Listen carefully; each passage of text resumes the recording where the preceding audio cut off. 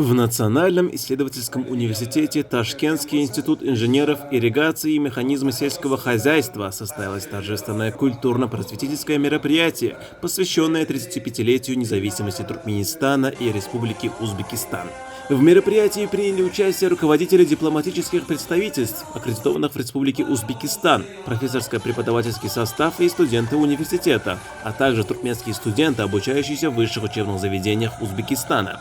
Торжественное мероприятие открылось приветственными выступлениями Мередова, посла Туркменистана в Республике Узбекистан, и Мирзаева, ректора университета.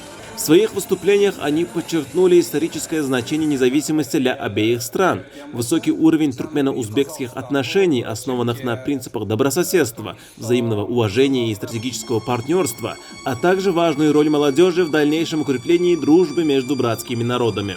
В рамках праздничной программы студенты представили яркие творческие выступления, посвященные независимости, миру, дружбе и взаимопониманию между Туркменистаном и Узбекистаном.